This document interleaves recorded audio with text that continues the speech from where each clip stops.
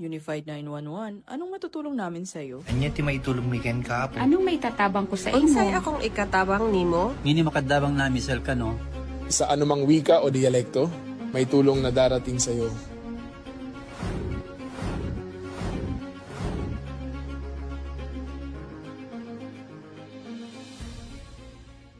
Lilingkod sa bawat Pilipino at magbibigay ng tamang impormasyon para sa tahimik at maayos na Pilipinas. Police News Network, alagad ng batas, tagapagtaguyod ng balitang pulis, sandigan ng mamamayan, patnubay ng katotohanan. La Campo Crame, maghahatid ng pinakahuling kaganapan at nagbabagang balita. Ito ang PNN Police News Network. At ngayon, ang inyong mga tagapagbalita. Magandang araw, bagong Pilipinas. Ako ang inyong alagad ng batas, tagataguyod ng Balitang Pulis. Ako po si Patrolman Edwin Baris. Maghahatid sa inyo ng tamang balita, kwento ng pulis at serbisyo para sa mamamayan. At ito ang PNP News Online, ang pangunahing balita ng Police News Network, alagad ng batas, tagataguyod ng Balitang Pulis. PNN correspondents mula sa iba't ibang panig ng bansa.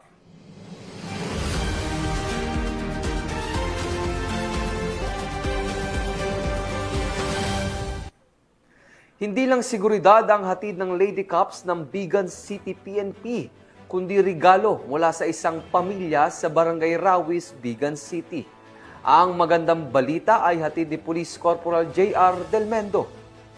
Ipinamalas ng Metro Vigan Lady Cups ang diwa ng pagbibigayan ngayong Kapaskuhan matapos nilang personal na bisitahin at bigyan ng pamaskong tulong ang kanilang mga benepisyaryo sa Barangay Rawis, Vigan City noong Disyembre 20, 2025. Ang aktibidad ay sinagawa ng mga babaeng pulis muna sa Vigan City Police Station, Bantay Municipal Police Station, San Vicente Municipal Police Station, Kawayan Municipal Police Station at Santa Catalina Municipal Police Station. Kabilang sa mga benepisyaryong binisita ay sina Rizalyn Ato, Mark Ato at ang kanilang magulang na si Erlinda Ato na dating mga benepisyaryo ng programang Pabahay ng Pulis. Sa nasabing pagbisita, personal na iniabot ng Metro Vigan Lady Cups ang mga inihandang Noche Buena packages at iba pang pangunahing pangangailangan. Layunin ng aktibidad na magbigay ng saya at pag-asa ngayong Pasko, kasabay ng pagpapatibay ng malasakit ng kapulisan sa komunidad. Ayon sa Metro Vigan Lady Cups, ang naturang gawain ay bahagi ng kanilang patuloy na adhikain na maghatid ng makatao at mapagmalasakit na serbisyo publiko at patibayin ang ugnayan ng pulisya at ng mamamayan.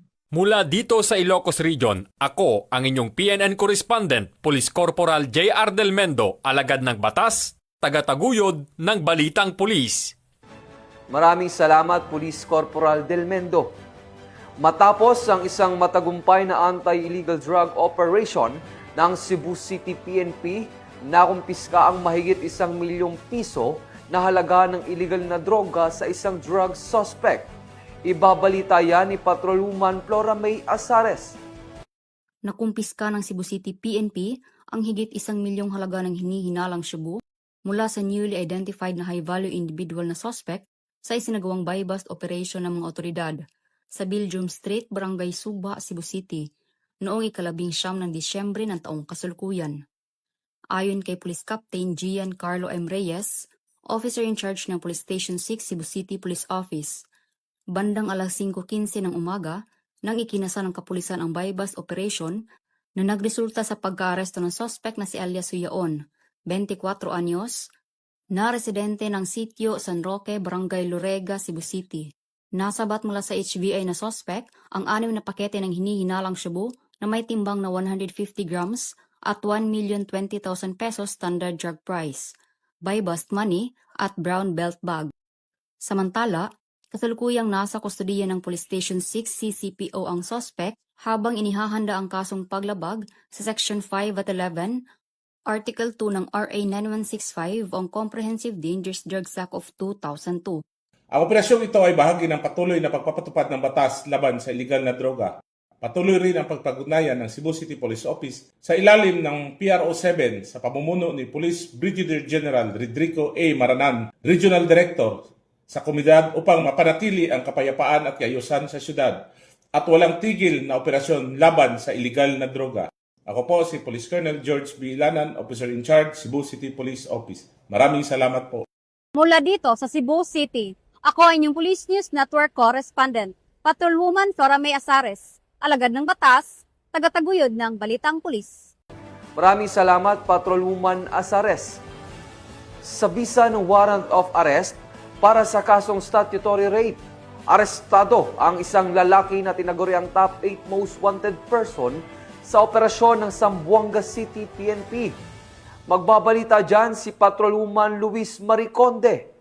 Arestado ang isang lalaki sa isinagawang operasyon ng 2nd Zamboanga City Mobile Force Company, katuwang ang Zamboanga City Police Station 9, Zamboanga City Police Station 11 at TSCRMFB 9 sa Valeria Street, Barangay Zone 2, Zamboanga City nito lamang 19 ng Disyembre taong kasalukuyan. Kinilala ng mga otoridad ang suspect na si alias Aying, 32 anyos at residente ng KM23 Barangay La Paz, Zamboanga City. Naging matagumpay ang ikinasang operasyon ng mga otoridad na nagresulta sa pagkakaaresto sa suspect sa bisa ng warrant of arrest sa kasong statutory rape ng Article 266A Paragraph 11 in relation to Article 266B of RPC as amended by RA 8353 at RA 11648 sa ilalim ng criminal case number 57956 na inihain ni Honorable Peter V. Aisma, Presiding Judge, 9th Judicial Region, Branch 15, Zamboanga City noong December 9, 2025. Kasalukuyang nasa pangangalaga na ng ZCPS 11 ang suspect para sa maayos na dokumentasyon at tamang disposisyon. Patunay lamang ng Pambansang Pulisya ng Pilipinas, katuwang ang ibang ahensya ng pamahalaan ay hindi nagpapabaya sa kanilang sinumpang tungkulin na huli ng mga taong tiwalag sa batas, mapanatiling ligtas ang komunidad at ipatupad ang kapayapaan ng bansa para sa umuunlad na bagong Pilipinas. Mula dito sa tanggapan ng kapulisan sa Rehiyon Siam,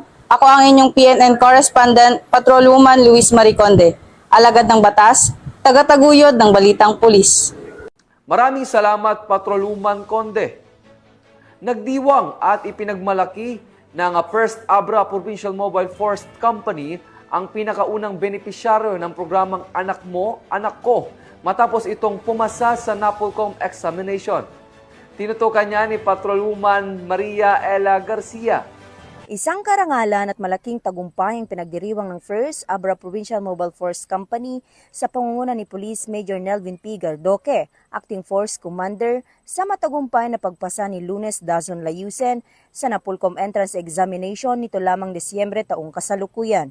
Si Lunes ay may espesyal na lugar sa puso ng First Abra PMFC bilang kauna-unahang benepisyaryo ng kanilang Best Practice Program na Anak Mo, Anak Ko, Pagadalan Tayo, isang inisyatiba na naglalayong tumulong sa mga lokal na batang indigent mula sa mga geographically isolated at disadvantaged areas. Sa pamamagitan ng programang ito, binigyan siya ng educational na suporta mula elementarya hanggang kolehiyo upang maiangat ang kalidad ng buhay ng kanyang pamilya.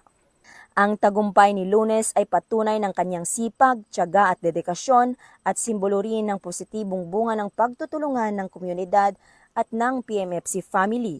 Sa murang edad, naging inspirasyon siya ng maraming kabataan na nangangarap at patuloy na lumalaban sa mga hamon ng buhay. Ang tagumpay na ito ay patunay na sa tamang paggabay, malasakit at sama-samang suporta, walang pangarap ang imposibleng maabot. Patuloy na maninindigan ang First Abra PMFC sa advokasya nitong itaguyod ang edukasyon bilang susi sa paghubog ng mas maayos at mas ligtas na kinabukasan para sa kabataan at sa komunidad. Mula dito sa Abra Police Provincial Office, ako po ang inyong Police News Network Correspondent, Patrolwoman Maria Ella Garcia, alagad ng batas, tagataguyod ng Balitang Pulis. Maraming salamat, Patrolwoman Garcia. Upang mapanatiling payapa at ligtas ngayong holiday season, 70,000 pulis ang idineploy sa bansa. Yan ang aking balitang tinutukan. Aabot sa 70,000 pulis ang idineploy ng Philippine National Police sa buong bansa upang tiyakin ang kaligtasan ng publiko ngayong holiday season. 14,000 pulis ang nakatalaga sa Metro Manila ayon kay NCRPO spokesperson, Police Major Hazel Asilo.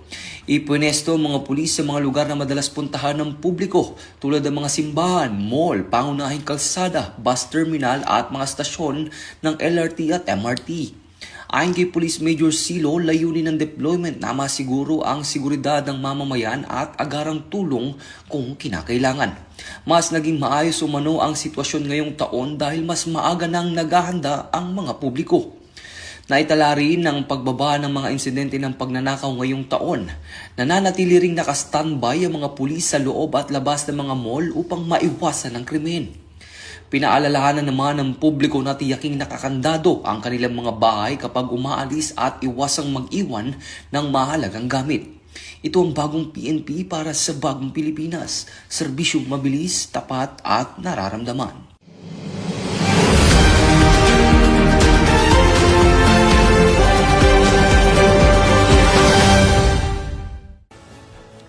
Yan ang mga balitang iniulat ng ating mga PNN correspondent mula Luzon, Visayas at Mindanao. At mga ka-PNN, 3 days na lang, Pasko na.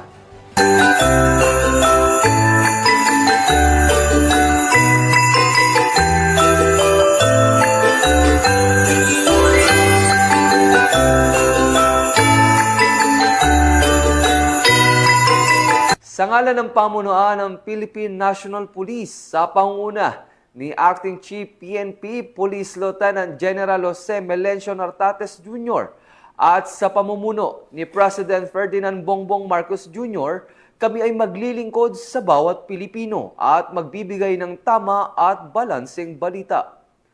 Mula rito sa tanggapan ng tagapag-ugnay ng Pambansang Pulisya, kami ang inyong alagad ng batas, tagataguyod ng Balitang Pulis. Ako ang inyong tagapag-ugnay, Patrolman Edwin Baris.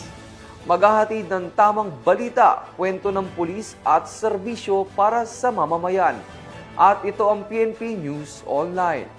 At ito ang bagong PNP para sa bagong Pilipinas. Serbisyong mabilis, tapat at nararamdaman.